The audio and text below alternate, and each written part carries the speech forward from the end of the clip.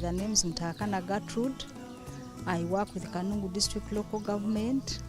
I was Senior Assistant Secretary in Chi Sub-County, but currently I'm the Principal Assistant Secretary, Kanungu District Local Government.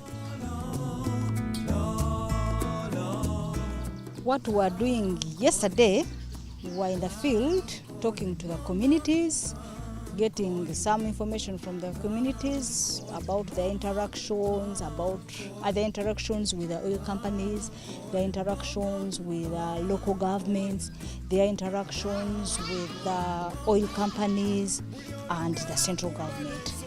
And even to find out from them if there were any barriers that were deterring them from either benefiting from these local governments or even interacting with the oil companies, the ones that were in their area.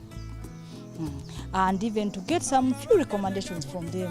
What would they have loved to have been done for them in case they were given a chance, and in case these other companies come back to their area? What would they feel would have been good for them, or that would have benefited them as a community?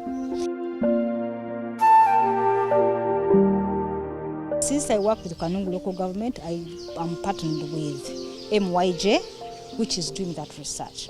But they really wanted to have people from the real community to participate in the research, so that they don't look like foreigners who have come from nowhere, but they come with people who are in that same community, who know the community and who have always lived with that community, so that the people can even feel more comfortable when they see faces they know.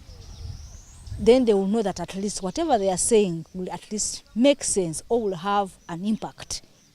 Even if the impact is not today, but the impact will be there in future. Because this information they are collecting is not information that is to be shelved. It's information that will be used, not now, but in future. Or in case an oil company has signed a contract with Kanungu, then they can refer to what the research found out. Maybe it will help the communities and the local government to engage properly with these new oil companies that will sign contracts with the district. For example, when Dominion was around, it gave out some books, textbooks to the primary schools. But the syllabus wasn't a Ugandan syllabus. If they had worked with the community and the local government, definitely they would have given us textbooks that were worth. Now, the schools know they received textbooks. Communities, some of the communities know they gave them textbooks, but those textbooks are just shelved because they cannot help our communities. So that's why we want our communities to be self-driven, to demand for their right, to demand for what they want. If you have the knowledge, you will know what to demand for and what it is for, and what exactly should you bargain for, and how much. Because like compensation, some people were compensated very small amounts because they were not involved in anything. Even some the local governments were not involved. They would just come and say, we are compensating this. You have a small garden, you are not compensated. You have a big garden, let's compensate this.